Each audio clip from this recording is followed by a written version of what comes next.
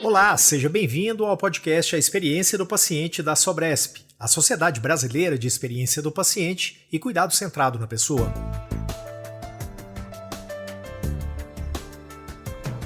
Esta é a 4ª temporada do nosso podcast. Aqui a gente traz convidados diferenciados para falar de melhores práticas, inovações, tendências e os desafios do cuidado humanizado na saúde. A fé, ela é muito coligada com a esperança, porque a esperança é o que eu desejo alcançar, é o que eu espero, o que eu estou esperando. Então, eu estou naquele momento de espera. A fé é exatamente o músculo que eu exercito para chegar até a esperança. Então, eu preciso ter fé, eu preciso acreditar, e tem algumas versões de dicionários que dizem que a palavra fé pode ser substituída também por força de vontade. Neste podcast, a Sobresp abre o microfone a um leque especial de convidados para embasar mais e mais o nosso objetivo, que é transformar a experiência de pacientes, familiares e profissionais. A gente sempre imagina que quando estamos falando de espiritualidade e religião, a divindade vai aparecer em primeiro lugar. Mas na pesquisa da Cristina Puchalski, por exemplo, que é a idealizadora da ferramenta FICA, sai em primeiro lugar família, trabalho, e religião / Deus está em terceiro lugar. Mas se eu pergunto livremente, talvez você diga que Deus vai sair em primeiro lugar, ou a divindade, ou o sagrado. E falando com todo esse time de convidados, em prol de um ecossistema de saúde mais eficiente e centrado nas pessoas, estou eu, Túlio Fonseca, que tenho a missão de te convidar a juntar-se a nós e a conectar-se a um futuro mais humano na saúde. Vem com a gente? Então, para mim, eu até tinha cunhado uma frase aqui, a espiritualidade no cuidado, ela é política pública centrada na pessoa. Prepare-se para o episódio de hoje. Quando a gente fala em espiritualidade na saúde, muita gente pensa imediatamente em religião. Mas o nosso assunto hoje vai muito além. Espiritualidade como sentido, valores, esperança, pertencimento, aquilo que sustenta uma pessoa quando a vida vira de cabeça para baixo. E a ciência já tem mostrado como isso influencia sofrimento, adesão, qualidade de vida e decisões difíceis. Para aprofundar esse tema, eu e o conselheiro da Sobresp, o Cadu Joan, recebemos o capelão laico Roberto Antoniassi Júnior. A conversa de hoje é sobre o cuidado centrado na pessoa e sobre como lidar com essa dimensão humana de forma madura, segura e aplicável no dia a dia. Agora vem cá, antes de a gente começar esse episódio de hoje, o que será que as pessoas falam do Roberto quando ele sai da sala?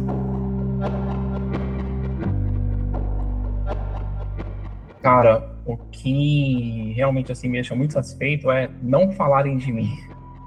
Porque é um espaço para que elas possam falar, para que elas possam se expressar.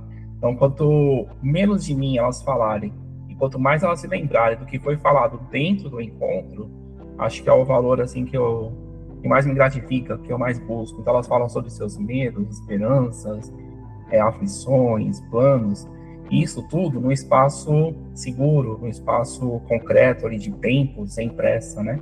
Então, acredito que é isso, elas não falam de mim, mas elas falam para mim daquilo que elas pensaram enquanto estavam comigo.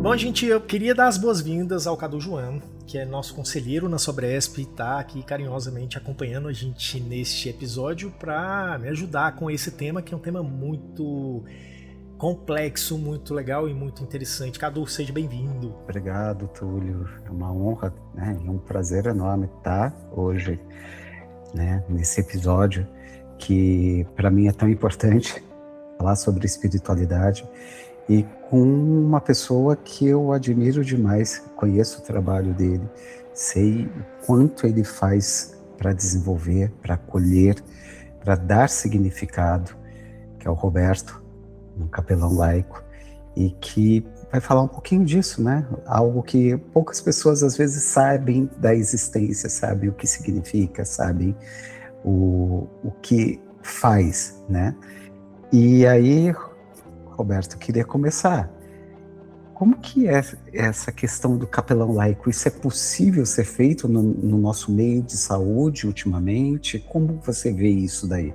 Olá, Cadu. Para mim é uma honra estar compartilhando aqui desse momento com vocês de bate-papo. Realmente é um amigo, é alguém que abre portas, né, que gera caminho. E você tem trazido com muita relevância esse tema da espiritualidade. Acho que a palavra laico ela é fundamental, porque dizer que existe uma espiritualidade laica não é dizer que não existe religião e espiritualidade. É muito pelo contrário, mas é uma espiritualidade praticada sem proselitismo. Então, qual é o foco dessa espiritualidade laica? Primeiro, trabalhar de acordo com a nossa humanidade comum, de acordo com aquilo que é o nosso país também, do que é a nossa lei, do que é direito, do que é certo e correto se fazer. Então, o que a gente busca? A gente busca obter valores, sentido, vínculos, esperança.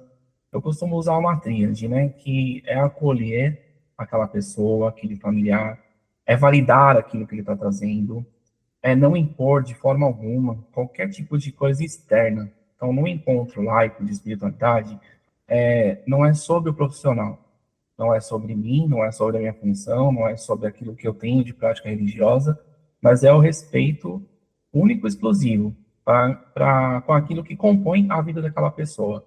Mas também não é ausência de religião.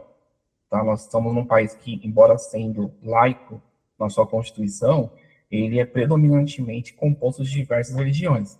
Então também existe espaço para todas. E é isso, né? Ser justos, trabalhar com equidade. Trabalhar para que também todas as religiões tenham o seu espaço.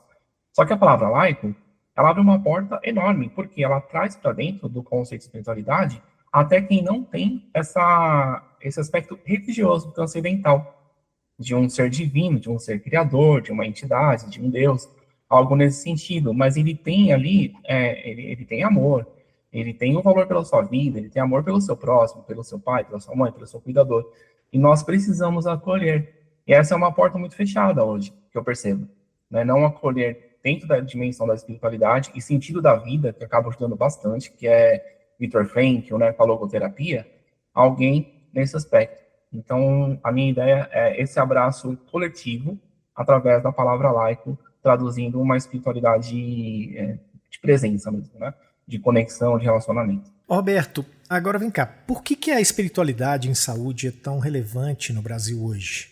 E o que a pesquisa já nos permite afirmar sobre os efeitos em qualidade de vida, em sofrimento, esperança, adesão ao cuidado?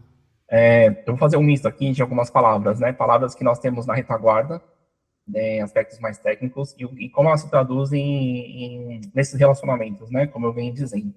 Há uma palavra-chave para nós, da espiritualidade, que é a palavra coping. Coping, né? Coping do inglês é mais ou menos como se traduzisse por enfrentamento. Então, quais são os recursos internos que determinada pessoa possui, mediante o sofrimento, mediante a adversidade, mediante a enfermidade?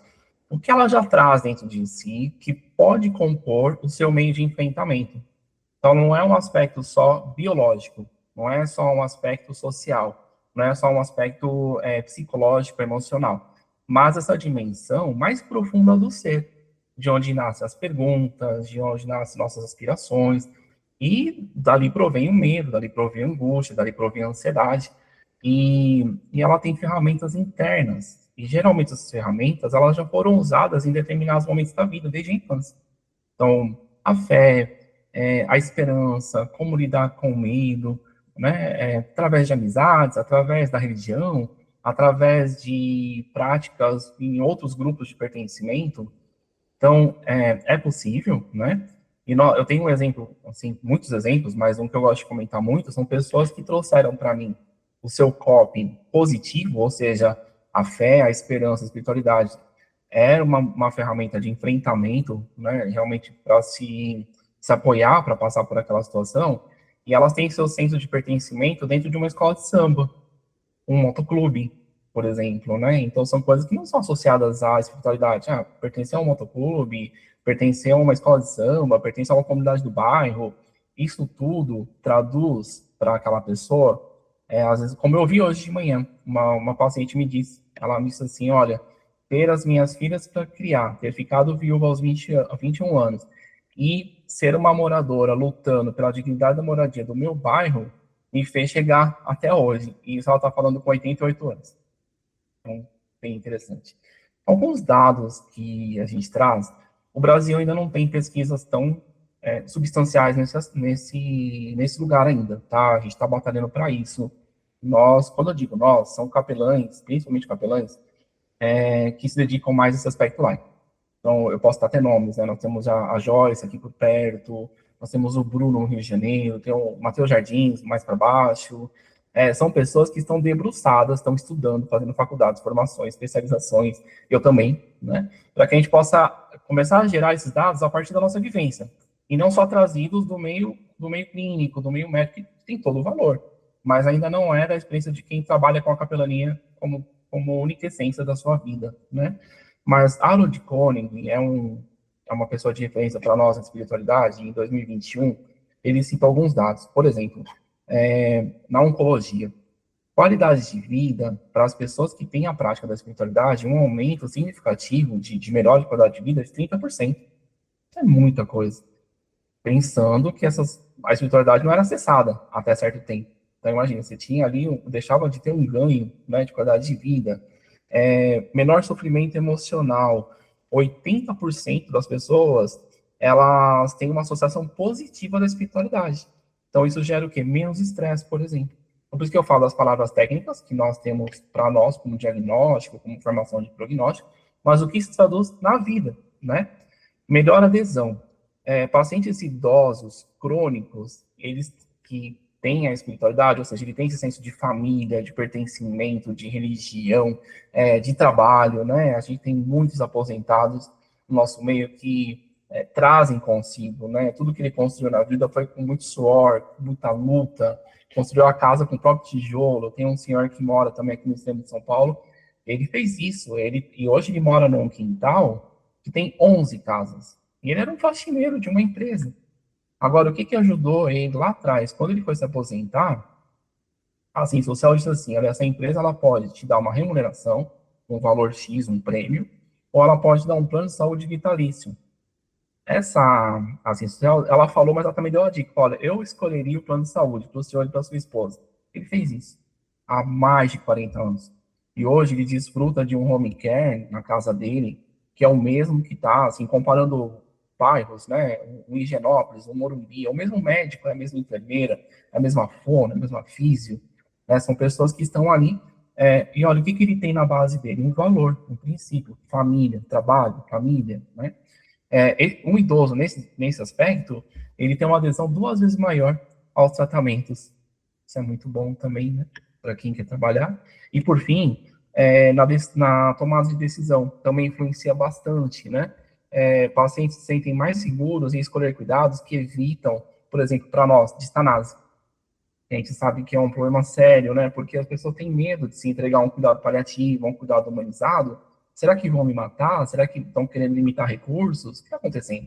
Mas esse vínculo de confiança gerado da equipe para com esse paciente familiar, ele afasta esse perigo.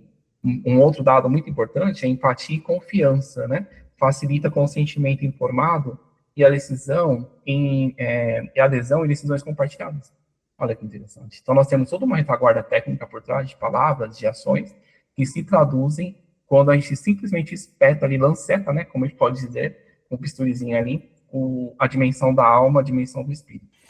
Roberto, é muito interessante isso que você traz, né, porque muitas das ferramentas que a gente tem, né, para análise, né, e aí, Túlio, a gente tem algumas ferramentas chamadas Hope, Amen, e aí vão outras, e muitas delas colocam o que o Roberto falou, como que a comunidade, a espiritualidade, a comunidade espiritual, a espiritualidade vai ajudar no enfrentamento, como vai ajudar nas tomadas de decisões, como vai guiar, como vai dar amparo.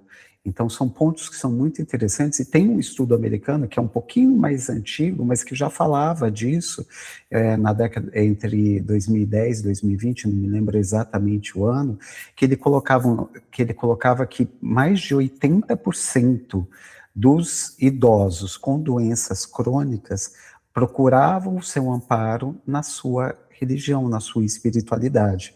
E se a gente for levar em consideração, o americano não é um povo tão espiritualizado quanto o brasileiro é. Você imagina se a gente coloca isso dentro do nosso dia a dia, da nossa realidade. E me chamou a atenção, Roberto, que você usou a palavra esperança diversas vezes, né? E dentro da área da saúde, muitas das vezes a gente olha, a equipe de saúde olha a esperança como algo negativo, né? Como, o paciente não está entendendo, ele está em busca de um milagre, e é normal, né? E aí, eu queria saber de ti, como que a capelania, a espiritualidade, consegue trabalhar essa esperança, porque a partir do momento que essa esperança deixa de existir, existe um sofrimento existencial muito grande, né? Todos nós, se não tivermos esperança de que amanhã pode ser um pouco melhor, ou pode ter algum conforto, alguma coisa desse estilo, pode não ser a cura, mas um conforto, um amparo, um olhar, como que a espiritualidade consegue trabalhar essa esperança no paciente, né, mantendo essa esperança, e também na equipe de saúde, para eles entenderem o significado dessa esperança e não tentarem, né, deixar a esperança de lado. Sim, isso é muito importante, Cadu. Até começando um pouquinho sobre essa questão da equipe, né? Realizar um trabalho de acolhimento com espiritualidade para a equipe também é muito importante. A gente tem, assim, alguns resultados bem significativos da época do Covid, porque no Covid nós montamos um projeto, isso é uma outra capelania, que era uma capelania voluntária, ali no servidor público estadual, e nós fizemos visita 100% focada na equipe de trabalho. Então, motorista de ambulância, enfermagem, o pessoal da rouparia, o pessoal da manutenção, e enfermagem e tudo mais, né? Como fruto, a gente observou assim, né, que é importante validar essa área, né, eu vou falar um pouco da esperança, mas validar essa esperança também na equipe, por isso que eu estou trazendo ela para dentro do barco primeiro, né, a gente gera um ambiente saudável, porque a gente elimina essas rupturas. Quando nós falamos, por exemplo, de cuidados paliativos, a gente tem que dizer o que não é. Então, tem muitas coisas aqui no Brasil, no mundo, que quando a gente vai explicar, então, assim, primeiro, assim, não é isso, não é o que se pensa, não é o que está no senso comum, vamos desnaturalizar para reconstruir da maneira correta, né? Então, a palavra esperança passa por isso. Então, olha só, um ambiente saudável, pela relação que se faz, redução de estresse, bem-estar, né, para o profissional, aumento da resiliência. Se nós juntarmos isso num pacote, a gente chama isso de fadiga de compaixão. Então, a fadiga de compaixão, ela é justamente esse burnout, né, essa queima, esse estresse, essa sobrecarga que vai sobre o profissional, porque ele não consegue se relacionar, por exemplo, nem consigo mesmo, porque ele chega sobrecarregado, e nem com o paciente. Então, nesse sentido, eu gosto muito da palavra esperança, cunhada por Paulo Freire, que é esperançar. Porque o esperançar é uma prática. Esperançar é uma coisa que é um ato contínuo. Então, existe essa esperança religiosa, e eu costumo conversar com os pacientes da seguinte maneira: olha, nós temos duas maneiras de pensar em milagre quando se fala em esperança. O milagre sobrenatural. O milagre sobrenatural, advindo das diversas religiões, ele não nos pertence. Ele é sagrado, ninguém mexe nesse lugar. Ninguém pode tirar isso de uma pessoa. Porque você tirou a essência da vida dela se você começar a mexer ali. Mas a gente diz assim, enquanto nós aguardamos, como você falou, né? Se eu perco a esperança do dia de amanhã, como que vai ser minha vida hoje, né?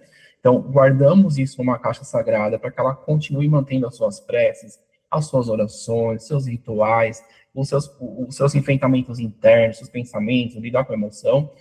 Agora, existem os milagres, que são eu chamo isso desse milagre sobrenatural de extraordinário. Tá para além da ordem do dia, é um extra, né? Mas existe um milagre, é ordinário, e esse é possível de alcançar. Então, antigamente se falava assim, pequenos milagres, mas na verdade eu prefiro não chamar de pequeno milagre, porque dá uma ideia de uma coisa diminuta, óbvio, né? Então eu prefiro dizer assim, olha, é o milagre ordinário, tem o extraordinário e o ordinário. Então, quando você consegue acesso a um tratamento, quando você consegue acesso a uma medicação, quando um profissional de saúde vem e toca você como uma pessoa sagrada, como uma pessoa digna, né, um ser humano, falando com outro ser humano, você está trazendo essa dimensão para dentro do cuidado. E esses pequenos milagres, ou esses milagres ordinários, como eu prefiro dizer, eles vão alimentando essa tal da esperança. Agora, tem uma palavra que ela anda junto com a esperança, e não precisa ser uma palavra também do meio religioso, que é a palavra fé. Né? Então, a palavra fé, sim, ela é muito apropriada do meio religioso, porque ela diz respeito àquilo que eu não estou vendo. Ela diz respeito àquilo, eu estou acreditando em algo que eu não estou vendo. Então, eu não estou acessando, não é palpável. Porque tudo que eu posso ver sai do campo da fé. Não preciso acreditar em alguma coisa que eu estou vendo, eu já estou vendo, estou constatando. Então, a fé, ela é muito coligada com a esperança, porque a esperança é o que eu desejo alcançar. É o que eu espero, o que eu estou esperando. Então, eu estou naquele momento de espera. A fé é exatamente o músculo que eu exercito para chegar até a esperança.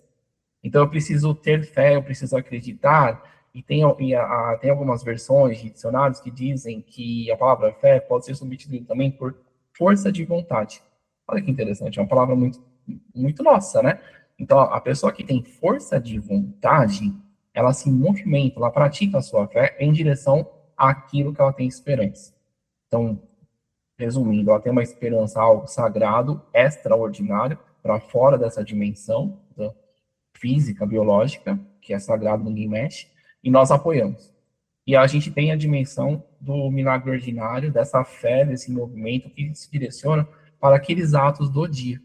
Usando uma expressão da Bíblia Sagrada, quando Jesus ele fala, né, o pão nosso de cada dia, nos dai hoje. Então, essa percepção do dia, né, não é o pão nosso de amanhã, nem daqui 40 dias. Quem inventou 40 dias para o pão nosso foi o cartão de crédito.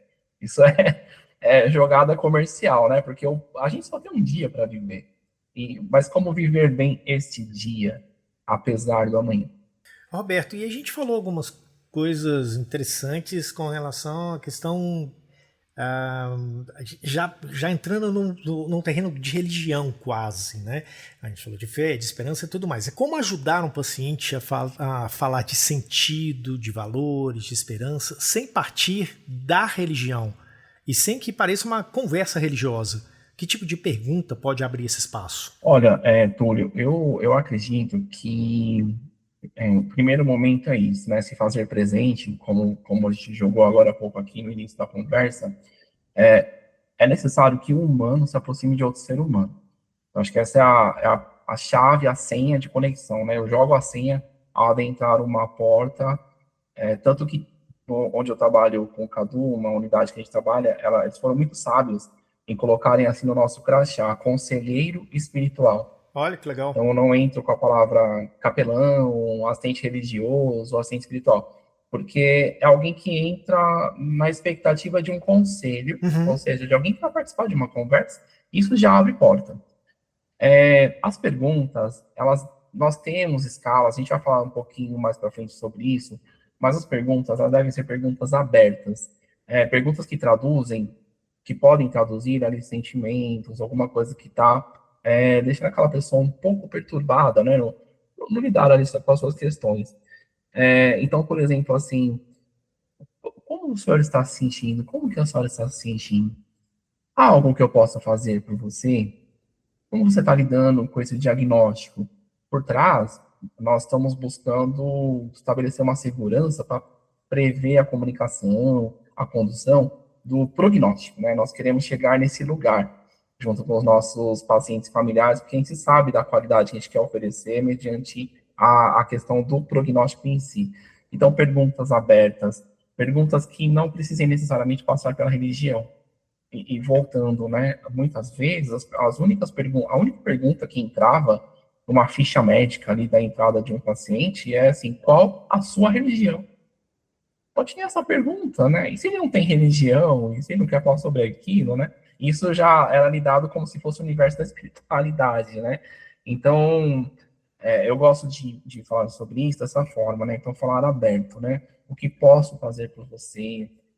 Como o senhor está se sentindo? Como o senhor está se sentindo? tem lidado com alguma dificuldade? Como estão seus familiares? Perguntas, coisas da vida, da vida. Pronto, isso vai abrir uma porta enorme ali. Se ele, aí, num dado momento da conversa, a gente tenta acessar um pouco mais essa questão de uma espiritualidade focada em religião, entendeu? Porque se não saiu no primeiro momento, o atendimento continua. Agora, se eu já entro com uma pergunta de religião, eu rompo a comunicação já no primeiro instante. Então, falamos sobre a vida, sobre a humanidade em comum. No momento seguinte, em algum momento, aí abre uma possibilidade de conversar sobre isso. Se ele abrir, a gente segue. Se ele não abrir para um caminho religioso, a gente segue pelo caminho existencial.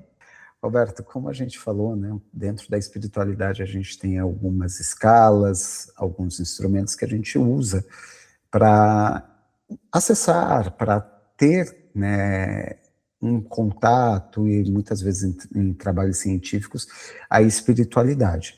Mas se a gente for olhar na complexidade do ser humano, que todo ser humano tem, e no cuidado centrado na pessoa, a utilização dessas escalas pode limitar esse cuidado espiritual ao paciente?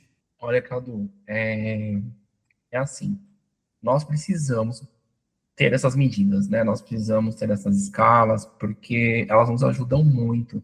Do contrário, a gente deixa essa dimensão e a pessoa como um todo invisibilizada. Então, até certo ponto, as escalas, elas, inclusive as escalas validadas, né? Não pode ser uma escala qualquer, uma coisa assim, feita da própria cabeça. Aqui no Brasil, a gente tem, assim, a UFICA, que ela é muito conhecida, a ROP. Ainda assim, eu montei uma máscara, porque eu percebi que tinham gaps em cada uma delas que não se traduziam para a realidade do Brasil. Como você disse, a gente tem que comparar se é americano, se é europeu, porque nós somos um povo da paixão, um povo latino-americano, um povo com outras características, né? Então a gente precisa abordar essas características dentro das nossas medições. Porém, ela não substitui a escuta. Eu não posso ficar satisfeito porque eu apliquei uma anamnese espiritual, X ou Y, e tá bom, agora eu vou montar um plano de cuidado e vou levar essas perguntas. Então, ela serve como um ponto de partida. Ela é necessária nesse sentido, sim.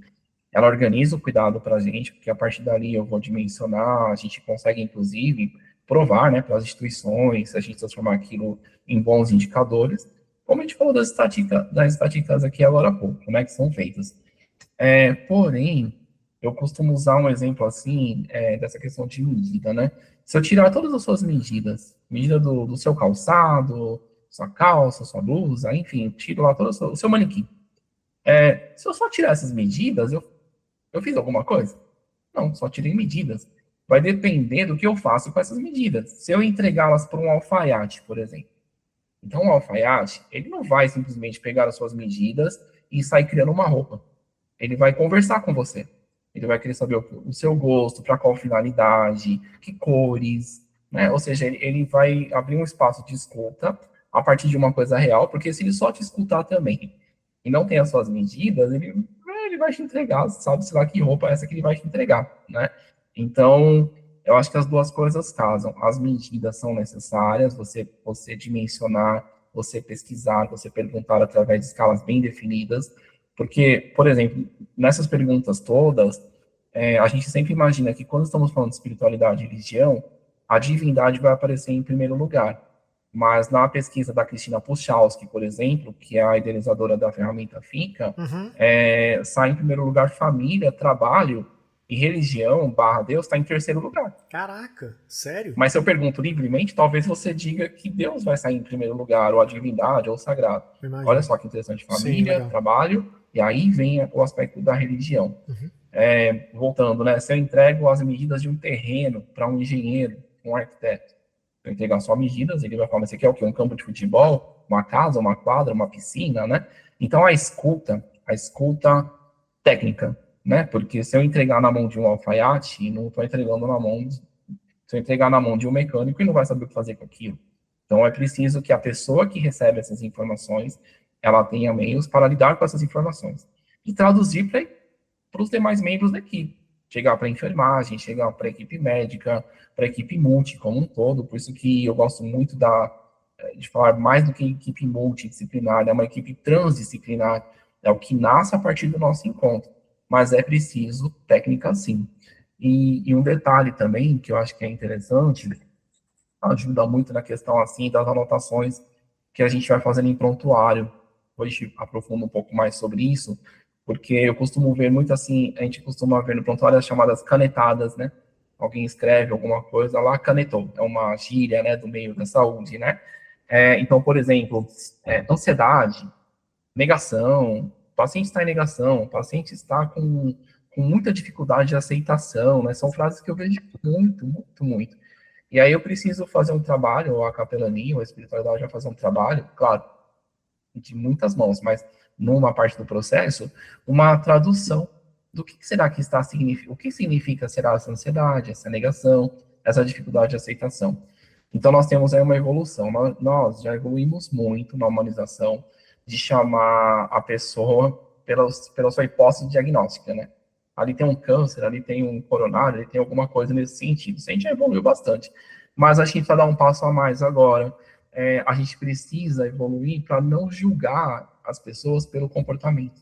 E só as ferramentas de psicologia, serviço social, espiritualidade, é que vão nos ajudar. Né? Não que a equipe médica não tenha essa condição, todos têm essa condição.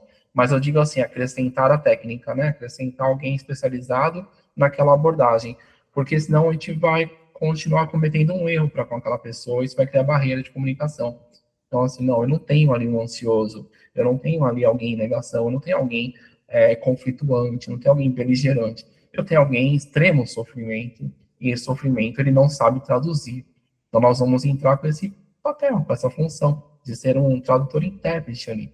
Será que isso não é porque ele está se perguntando quem que eu sou agora? O que vai ser daqui para frente? Então, tem angústias ali que precisam ser destrinchadas para que nós possamos entregar também para a equipe, né? Então, você vê a anamnese, a ferramenta de avaliação, ela deixa de ser engessada para ser uma forma de capturar essas nuances, esses pormenores que compõem a integralidade da vida daquele paciente que está conosco. Ô, Roberto, agora me diz uma coisa. Você falou aí agora há pouco da questão do prontuário. Eu queria fazer uma questão mais voltada agora para a gestão. Se a gente for pensar, essa dimensão espiritual, ela entra de fato no plano terapêutico, no prontuário, ou ela ainda fica meio que invisível na rotina, na gestão? Olha, é um sim e um não. Um talvez. Boa. Porque o que acontece? Ainda não é uma prática assim generalizada. Para que você possa ter uma ideia, Túlio, só agora, depois da pandemia praticamente, é que nós, os profissionais da área da espiritualidade, da capelania laica, né, como a gente está chamando, estamos conseguindo acessar, por exemplo, remuneração. Olha Porque isso. até então, isso ficava a cargo do quê? Dos trabalhos voluntários. Ótimo, excelente o trabalho voluntário, mas o trabalho voluntário ele é capitaneado pelas religiões. Então, as religiões preparam os seus voluntários e enviam, porque não tinha remuneração. Então, por mais formação que você tivesse, por mais dedicação que você tivesse, ainda não havia esse acesso.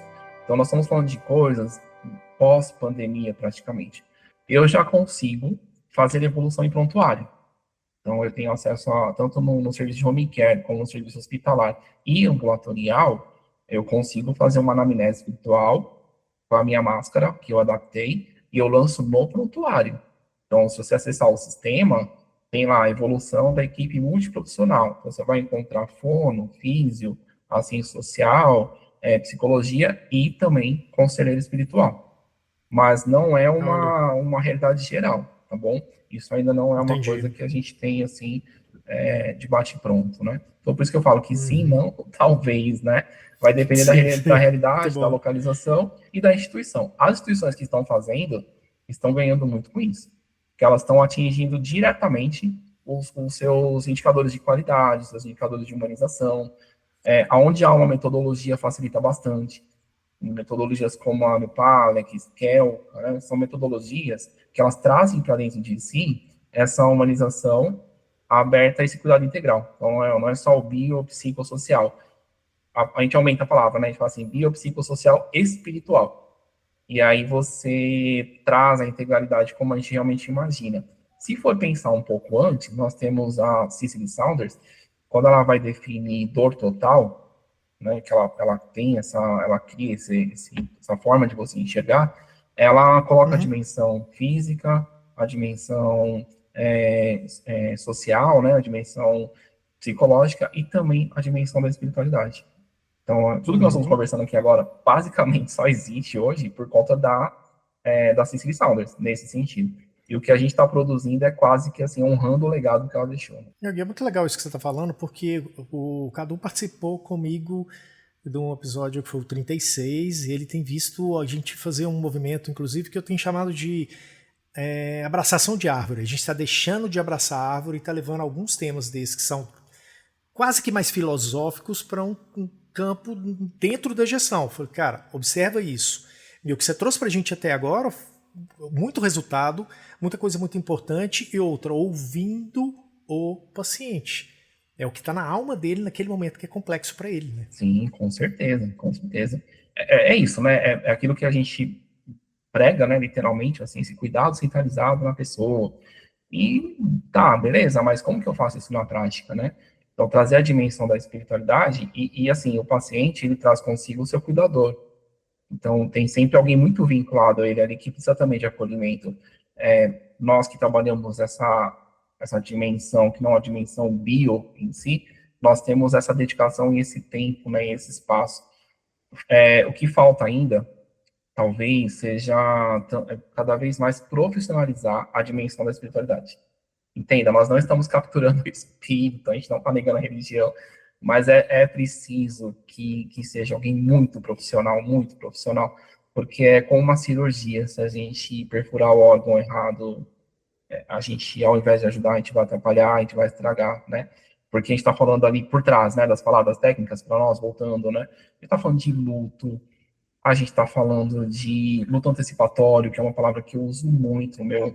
Luto antecipatório é você antecipar em vida aqueles arrependimentos que surgem depois que a pessoa vem a falecer. Então, aqueles famosos Cs, né? Se eu tivesse feito isso, se eu tivesse falado aquilo, né? Uma infinidade de Cs que surgem. Então, o luto antecipatório, o acolhimento, a validação, o estresse do cuidador, é uma ferramenta que eu uso bastante também. Quem cuida de quem cuida, né? Então, aquele cuidador, ele se entrega quase como de corpo e alma, literalmente. E, às vezes, a gente brinca, mas se você não se dedicar ao autocuidado, mínimo necessário, você vai perder a capacidade, a condição de cuidar de quem você tanto ama. Então, isso também entra na espiritualidade, né? Nesse ecossistema de pessoa íntegra, né? Pessoa integral.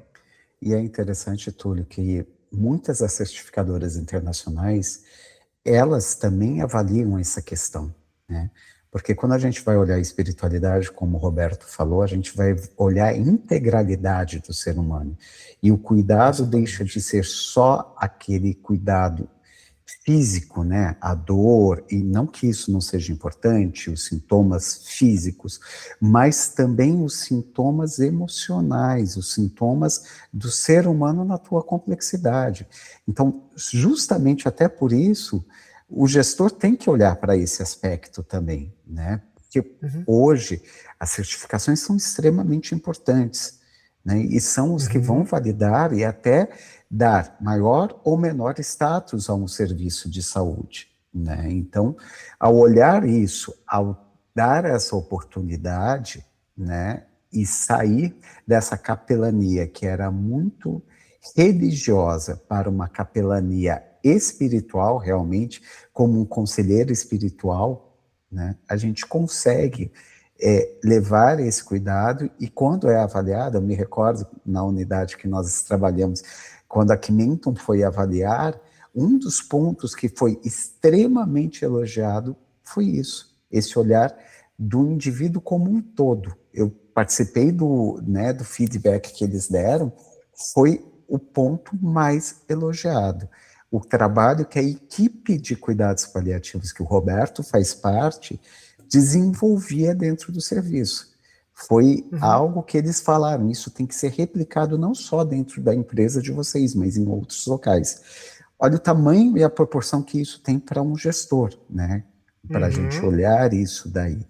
né? Mas até puxando esse gancho, Roberto, né, essa questão da capelania muito mais ligado à religiosidade, o que a gente está falando vai muito mais a fundo, vai no sentido de vida, de esperança, todo o restante.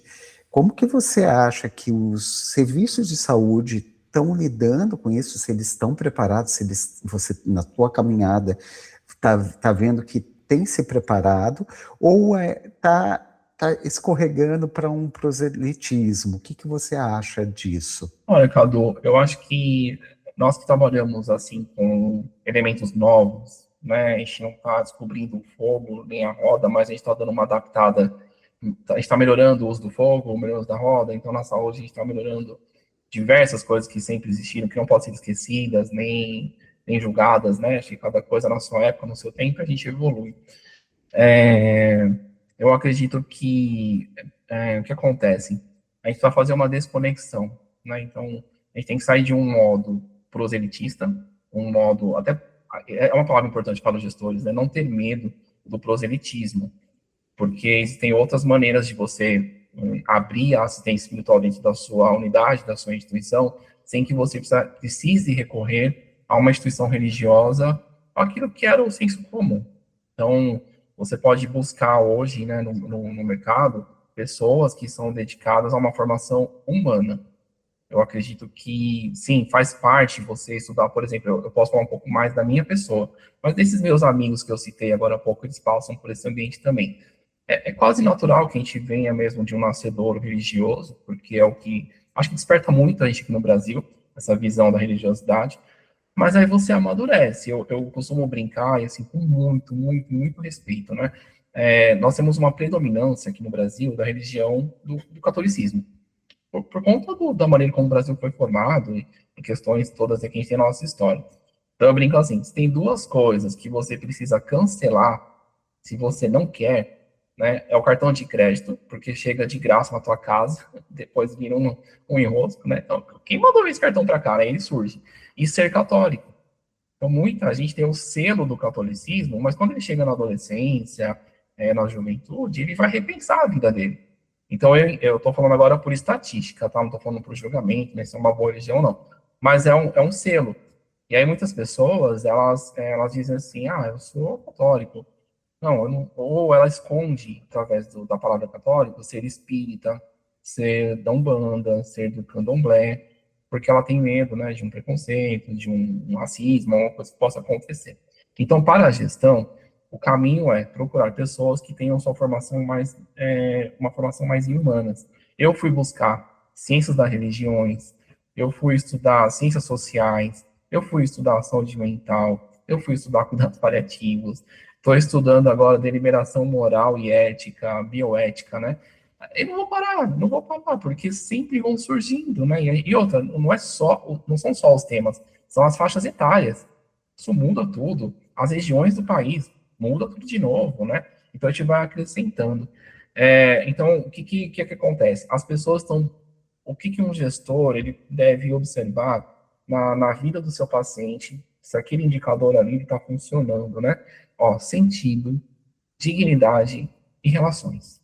A espiritualidade, ela trabalha muito em cima do sentido da vida, a dignidade do paciente e as relações que ele estabelece com seus familiares, com os profissionais de saúde e com a instituição em si. Como eu falei agora há pouco, né, da questão dos cuidados paliativos, será que está me abandonando? Será que está largando?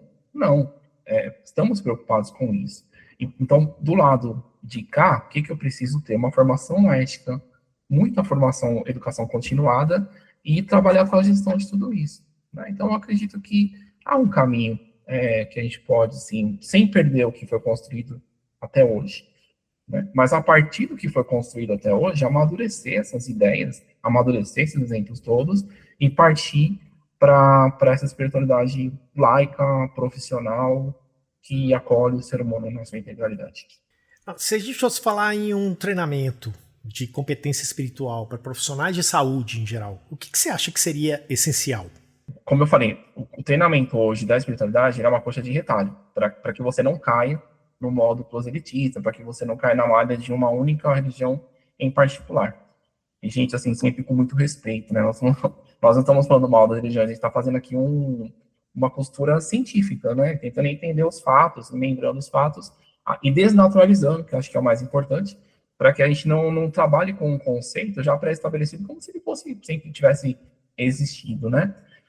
Primeiro, muito conteúdo, então conteúdo de humanização em geral, inclusive conhecer também as religiões, mas conhecer também a filosofia, conhecer a sociologia, conhecer a antropologia, conhecer tudo que existe acerca do conhecimento humano, né, por nessa base, porém com um detalhe, você tem que transformar isso no curso numa prática, numa atitude, não pode ser só conceitual, porque se for só conceitual, aquele treinando, aquele profissional, ele não vai saber como estabelecer comunicação, relacionamento, porque, entenda, né, nós estamos levando tudo isso para aquele paciente, mas tudo que ele espera é alguém que o ouça, alguém que o acolha, alguém que não vai falar de injeção, de soro, né?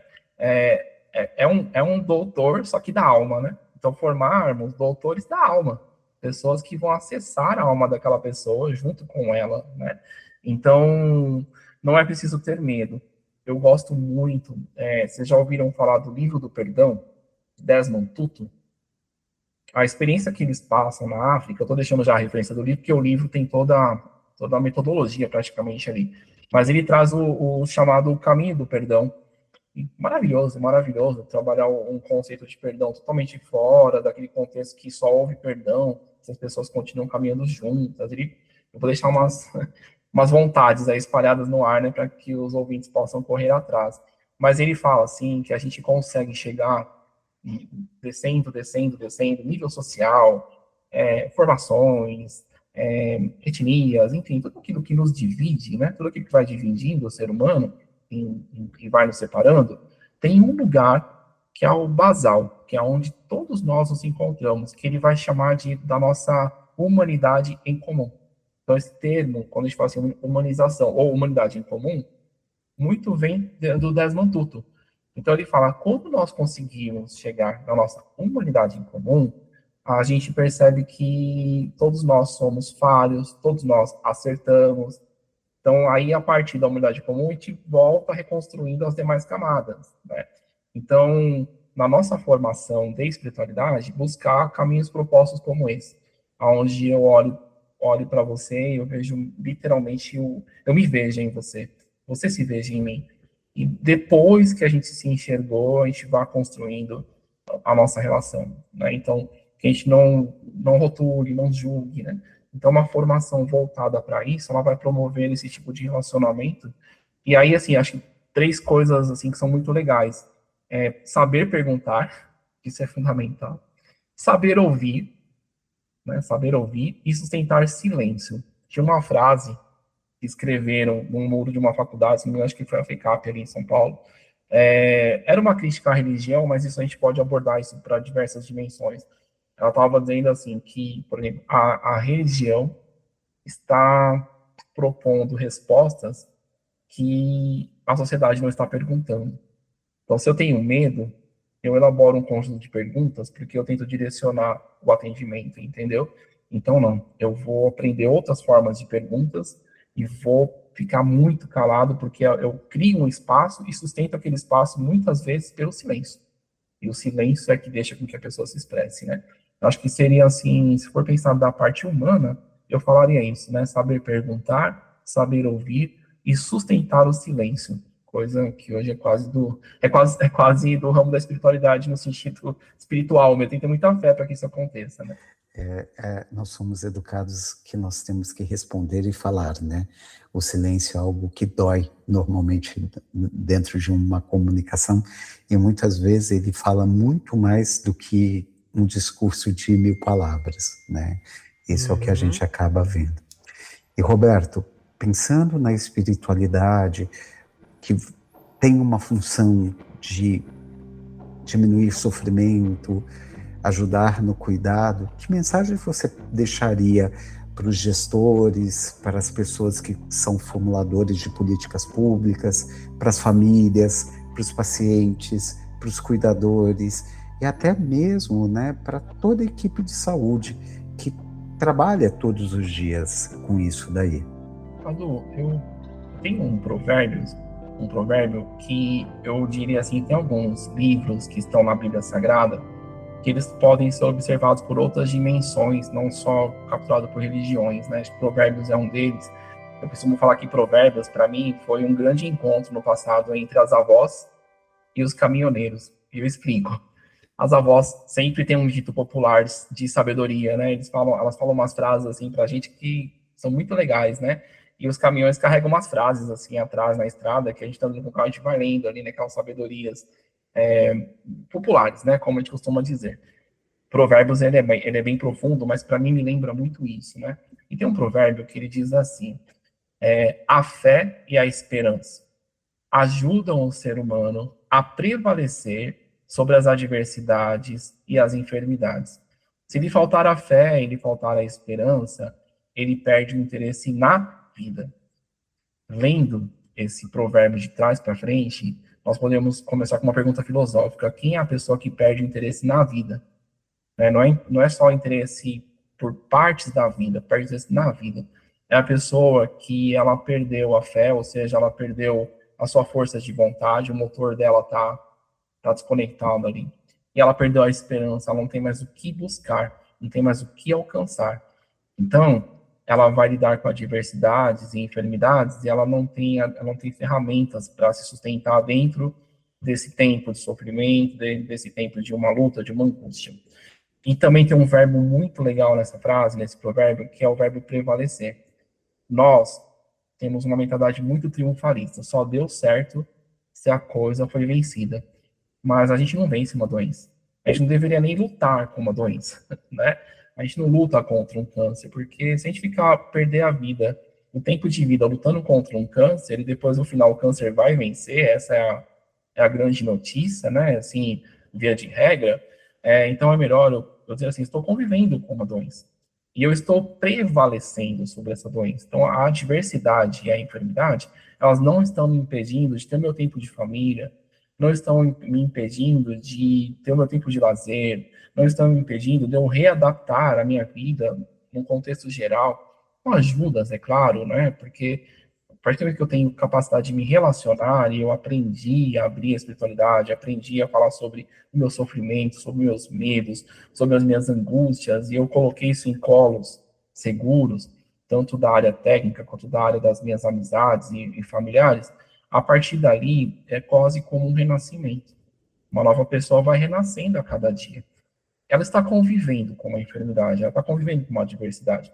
Nós convivemos com desemprego, a gente convive com guerra.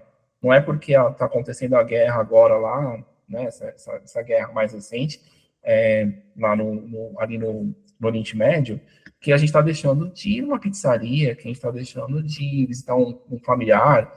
Ou seja, a vida vai acontecendo e se a gente não parar para pensar, a gente perde a vida. Né? Então, a mensagem que eu deixaria seria essa. O verbo prevalecer, ele é mais forte para mim do que o verbo vencer. Que venci e ficou para trás. E muitas coisas na vida a gente foi vencendo. Mas a gente não vai vencer, por exemplo, a morte. Nem eu, nem você, nem o Túlio, nem ninguém aqui nesse planeta vai vencer a morte. Um dia nós vamos nos encontrar com ela, ou ela vai se encontrar conosco, né? Cada um pensa da sua forma. Então, daqui até lá, e esse até lá pode ser até a hora que a gente der um off aqui na nossa conversa, daqui até lá, eu preciso prevalecer. Porque se eu estiver prevalecendo, eu sou o Roberto. Se o Cadu estiver prevalecendo, ele é o Cadu. Se o Túlio estiver prevalecendo, ele é o Túlio. Mas o Túlio não tem isso, tem aquilo outro. Ele tem, mas quando eu olho, eu não vejo isso, aquilo outro. Eu vejo o Túlio. E a maneira como o Túlio lida com tudo isso, para mim, é uma fortaleza.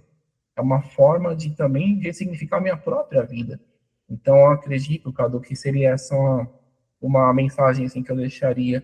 E para a questão do trabalho, né, do nosso trabalho em comum, não enxergar como um custo extra. Né? Se a gente for pegar as prerrogativas das leis, do próprio SUS e tudo que a gente tem, é o ser humano integral, cuidado integral. Então, eu estou investindo, eu estou qualificando o próprio cuidado. Então, não é gasto, é investimento, né? Mas, é claro, isso tudo precisa ser organizado. Então, assim, a formação de diretrizes éticas que possam reduzir o sofrimento evitável, né? Eu posso não eliminar todo o sofrimento, mas tem sofrimento que é evitável. E abarcar a dimensão da espiritualidade entra muito nesse lugar. Então, para mim, né, eu até tinha cunhado uma frase aqui, ó, espiritualidade no cuidado, ela é política pública centrada na Pô, pessoa. agora não dá pra gente finalizar sem falar de SUS, né? Como é que você enxerga a espiritualidade dentro do princípio da integralidade do SUS? Olha, tudo assim, o sofrimento do ser humano, ele é o mesmo em qualquer lugar. Não existe dimensão social, então não tem a dimensão do sofrimento privado e o sofrimento público. Então, a pessoa que está sofrendo, independente de. Agora, o que que nós temos, né? Nós temos uma diferença. Quando nós falamos do sofrimento a partir do modelo SUS, que ele, teoricamente, ele é literalmente perfeito, como a gente gosta muito de parabenizar, nós temos um problema ali da temporalidade. Então, assim, tem pessoas que elas vão receber a liberação de um exame e essa ligação vai chegar depois que a pessoa já foi enterrada por um familiar. Então, nós temos esses gargalos dentro do SUS que nós temos que continuar lutando para que haja essa dignidade. Então, nós vamos provocar, de certa forma, né, nesse sentido, o que a gente usa como mistanásia, né? Ou seja, era possível trabalhar aquela morte por um outro, preparar aquele aspecto do morrer por uma outra dimensão, e nós falhamos porque não foi oferecido a tempo, né? Então você tem essa dimensão, eu diria assim, do tempo. Para mim, eu acho que o fator maior em relação a SUS barra sofrimento é tempo. Se nós conseguirmos agilizar o tempo de resposta, a gente vai trabalhar muito nessa boa prática. Na dimensão particular, na dimensão institucional, aí a gente pode incorrer num outro conceito, que é o conceito da distanásia, porque aí o acesso a muita tecnologia, de modo rápido, por conta das questões financeiras e tudo mais, pode isolar aquela pessoa uma obstinação terapêutica, como a gente costuma dizer. Aí ela fica ligada a aparelhos, a máquinas, distanciado da família, distanciado da sua própria vida, da sua existência, num lugar frio, né? Então, olha só que interessante, né? Ambos sofrem. Então, o sofrimento, o sofrimento humano está em qualquer lugar. A dimensão SUS ou a dimensão particular, para mim, ela só tem a ver muito com isso, a temporalidade e o uso de modo não sábio do aspecto tecnológico, né?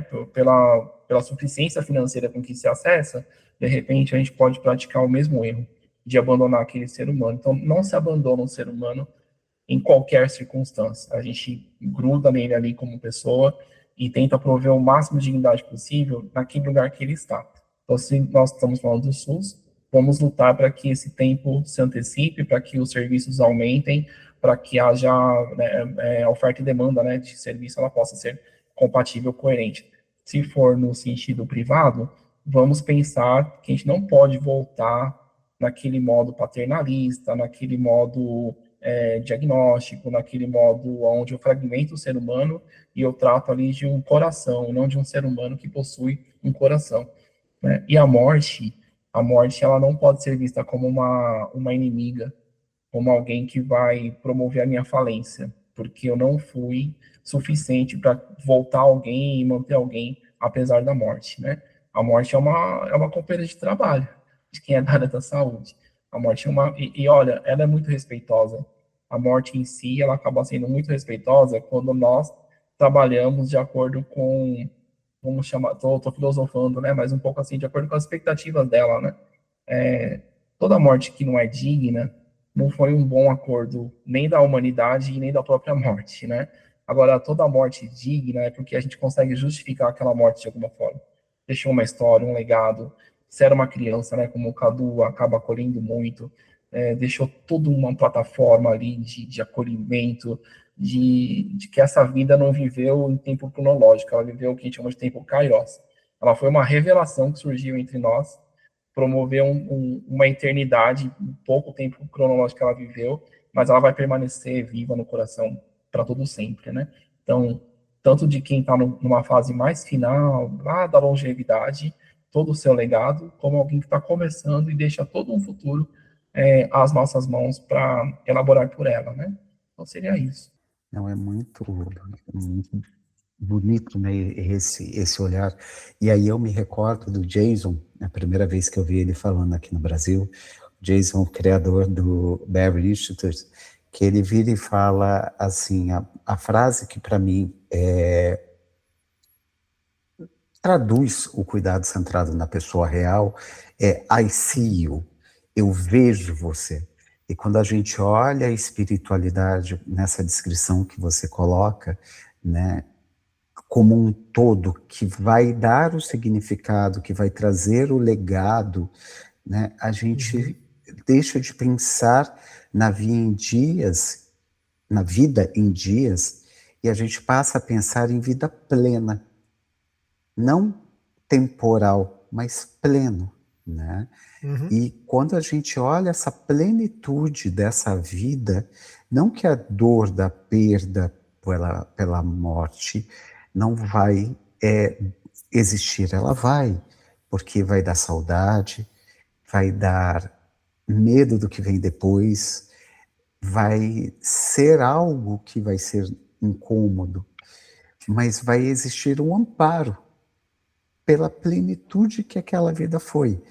E é uma coisa que eu falava muito com as famílias, eu virava e falava, tudo que a gente viveu junto com essa criança, fossem algumas horas, fossem anos, fossem dias, não foi pleno? Foi. Então, é essa plenitude que a gente está fazendo. E a espiritualidade mostra para essas famílias, mostra para esse paciente o quão a vida deles foi plena, né? Por isso um cuidado tão especial e tão importante quando a gente vai falar de cuidados centrado na pessoa, quando a gente não vai transformar uma pessoa em doença, e sim vai reafirmar toda a sua identidade, toda a sua plenitude. Né, Túlio? É isso. Você sabe que eu deixei até uma listinha aqui de alguns exemplos, né, para não esquecer de falar, mas coisas que eu vi acontecendo a partir da inclusão da espiritualidade na anamnese e no atendimento com o fruto transdisciplinar, né? Então, isso aqui não é fruto da espiritualidade, é a inclusão da espiritualidade de mãos dadas às demais dimensões do cuidado. Mas nós já tivemos, em menos de 3 anos, né, de trabalho ali no serviço, um casamento realizado dentro do hospital, com festa, com noiva vestida, filmagem, violinista e tudo mais. A partir de uma pergunta de uma assistente social, do tipo assim, como está a sua condição de vida? Né? O senhor é casado, solteiro, é divorciado? E aí a esposa vira para ele e fala, ele nunca me pediu em casamento. Ele era o paciente que ia morrer em poucos dias, né? Então, olha só, uma pergunta tão aberta, né? Promover um casamento. Nós conseguimos levar um paciente com ela para passear num parque, porque ele desejava muito ver um parque. E a última coisa que ele fez antes de ficar acamado definitivo foi andar de bicicleta. Ele pegou uma bicicleta, ele andou o máximo de quilometragem que ele pôde, guardou, aposentou a bicicleta e foi para a cama. E aí nós conseguimos levar num parque. Nós tivemos um paciente que era da área das artes, de teatro, dança. Ele tinha um desejo de ir para uma peça de teatro. O pessoal do Home Care conseguiu levar ele através da ambulância, oxigênio, foi uma operação de guerra, literalmente. Mas no final, todos comeram pizza. Ele, seus familiares, os profissionais da saúde que acompanharam, até o motorista da ambulância e o enfermeiro participaram da grande festa, né? Eu já vi muito, isso eu já vi, assim, a gente fala muito porque, assim, um pouco é muito nessa área, mas pessoas que evoluem a óbito no instante seguinte a uma reconciliação. Então, assim, eu vou dar um exemplo que eu vivi. Eu estava num quarto do servidor público estadual, já há muitos anos. Um senhor, praticamente, para nós, estava evoluído ao óbito quase. A doutora Maria Gorete Maciel, ela era chefe daquele serviço, e ela virava para a gente, fora do quarto, e dizia assim, olha, tem um fio de nylon naquele quarto. Fio de nylon para ela são pessoas que já poderiam ter partido, por alguma razão estão ficando aqui. Então, ela fala, biologicamente, clinicamente, está tudo certo, mas não parte, não está partindo. Então, ela imagina que existem pendências outras, né, da dimensão existencial. E nós entramos, quando eu digo nós, era eu e uma outra capelã. E tinha um pai, um senhor idoso, e um filho, na casa dos 50 e poucos anos. E eu fiquei segurando a cabeça daquele senhor, acariciando a cabeça dele, assim, e a capelã disse assim para aquele filho, olha, se aproxima do seu pai, conversa com ele, fala com ele te ouve. Né? Ele vai te ouvir, fala devagar, fala com carinho. E esse rapaz, ele debruçou no ouvido do pai e disse assim, pai, eu te perdoo porque o senhor foi violento. Aí, enfim, né, trouxe toda a capivara ali daquele senhor, porque o senhor foi violento, porque o senhor bateu, foi agressivo, tal, tal, tal. Ele fala assim, mas pai, eu te peço perdão, porque eu também poderia ter sido um outro tipo de filho que tivesse aprendido a conviver, dialogar. Aí ele vem, faz todo aquele pedido de perdão, e eu tô segurando aquele homem na minha mão, né? Então eu tô sentindo o peso da cabeça dele. Ele terminou a fala, o filho terminou a fala, aquele senhor soltou uma lágrima pelo olho, eu vi a lágrima escorrendo, chamei a outra capelão para ver, e ele deitou a cabeça assim na minha mão. Então ele simplesmente ele se soltou. E ali mesmo foi constatado, nós chamamos aqui, constatou um óbito, né? Então pessoas que conseguem se reconciliar, pedir perdão, agradecer, isso é milagre também, né? São coisas que acontecem. Mas já tivemos também aniversários múltiplos no hospital, que a gente consegue promover, e rituais de outras religiões, que acho que isso para mim é uma coisa muito valiosa. Você proporcionar, por exemplo, que uma pessoa não tenha medo de dizer que ela é do candomblé no Brasil, você não tem ideia do quanto isso é importante, e conseguir transformar aquilo ainda num, promover para que haja um ritual, e isso aconteceu no hospital, e a paciente ela teve uma passagem muito tranquila depois disso. Era uma paciente que estava ansiosa, nervosa. O marido proporcionou para ela. Nos dias seguintes, ela foi. A equipe presenciou tudo isso, né? Então, é uma educação também, né? Acaba sendo um processo educativo. Eu acho que são essas questões, assim, que mais, assim, me alimentam, sabe? Para o dia a dia, né? E as ações solidárias, né? Que o Cuidados Paliativos tem feito crescer através das comunidades, das favelas compassivas, das comunidades compassivas, né? Nós estávamos numa reunião aqui deliberando como que a gente atender um caso X, uma moradora que é voluntária, porque isso é o foco da favela compassiva, promover para que o morador seja protagonista, né, do cuidado do seu semelhante. Ela virou para a gente da equipe e falou assim, meus filhos, você não sabe não, quem tem fome tem pressa. Ela quis dizer assim, ó, vocês vão ficar aí conversando de tanta técnica, acho que é melhor vocês pararem de pensar nisso e encher a barriga daquela pessoa, né? A gente, sensacional a conversa, acho que é um episódio que traz pra gente muita luz, né, num cenário que realmente é complexo, um cenário que realmente merece que a gente se debruce, estude, observe, sinta o que está acontecendo, porque acho que a gente está falando das pessoas, né?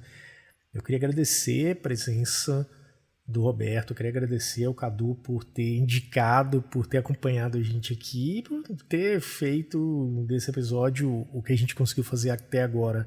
Em nome da Sobresp, a gente está aqui para agradecer e espero que as pessoas que estão com a gente até esse minuto tenham curtido isso, que tenham aproveitado e que levem para suas equipes, suas famílias e tudo mais. Roberto, assim, você sabe o quanto eu admiro o seu trabalho. Já falei isso, repito 500 vezes, 1000 vezes, e vou repetir mais um monte de vezes, porque o que você leva de acolhimento, de cuidado, de olhar, são poucas as pessoas que são capazes de fazer, né? Tem a tua formação, que eu sei, a gente já conversou muito, né? Naquele período que a gente estava organizando para congresso, a gente foi se conhecendo mais como pessoas, mas tem algo que você já traz na tua essência, que você leva nos teus atendimentos, que vai além também dessa formação, que é o olhar como ser humano, como você falou, é olhar como um ser humano olhando para outro ser humano. E nos teus olhos, esses pacientes conseguem enxergar o sagrado deles, que é algo que é tão difícil hoje em dia da gente ter. Então, parabéns e obrigado. Em nome do Conselho da Sobresp, eu só posso agradecer de você estar aqui com a gente, de verdade. Cadu, Túlio, foi maravilhoso bater papo com vocês. Deixo aí para os nossos ouvintes que despertem a curiosidade, pesquisem mais sobre o assunto, procure esses nomes que eu disse aqui ao longo do podcast na internet, vai aprender um pouquinho mais. E eu posso te falar assim, que eu trago essa essência desde a minha infância. Eu acho que, para você ter uma ideia, eu fui estudar informática. Minha primeira formação é totalmente voltada para TI. eu não me encontrava naquilo, não me encontrava, mas tinha que trabalhar, tinha que trazer renda, até que eu fiquei desempregado e eu consegui um emprego, uma vaga que surgiu de professor na área de informática. E eu aceitei, óbvio, né? Estava desempregado. Quando eu me vi diante de uma sala, eu falei, o que que eu estou fazendo aqui com essa gente toda, né? E lá atrás, lá no final dos anos 90, né? Era o DOS, não tinha nem o Windows ainda, né? Mas eu comecei a conhecer as pessoas.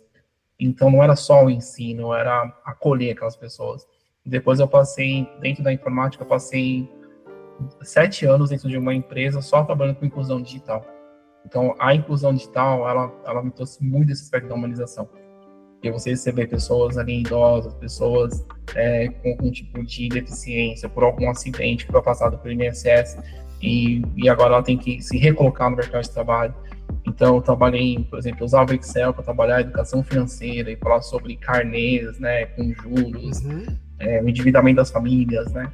Então, assim, desde pequeno, desde adolescente, eu fui aprendendo a ter esse olhar e eu fui descobrindo que era uma vontade muito grande que eu tinha dentro de mim. Hoje eu faço isso na área da saúde, né? Então eu trago todas essas bagagens, assim, da vida, né? Mas o que mais importa para mim, de verdade mesmo, é o outro, né? É uma pessoa, é um ser humano. Para mim ele importa, eu nunca olho as camadas que ele possui, eu olho para ele. E eu procuro encontrar vamos ver esse encontro de alma com alma, né? Daí nasce a nossa relação espiritual.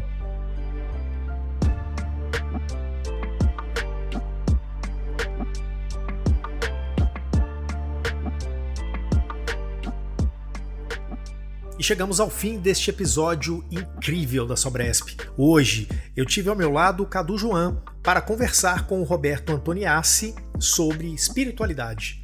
O podcast A Experiência do Paciente é uma produção da Map2B, Planejamento, Marketing e Negócios para a Sobresp. Curtiu o conteúdo de hoje? Compartilhe com as pessoas que você conhece e com os profissionais que precisam ouvir isso. Aí, favorita o podcast A Experiência do Paciente aonde quer que você ouça os seus podcasts. Obrigado por hoje e a gente vai se ver no próximo episódio com convidados e temas imperdíveis. Bye, bye!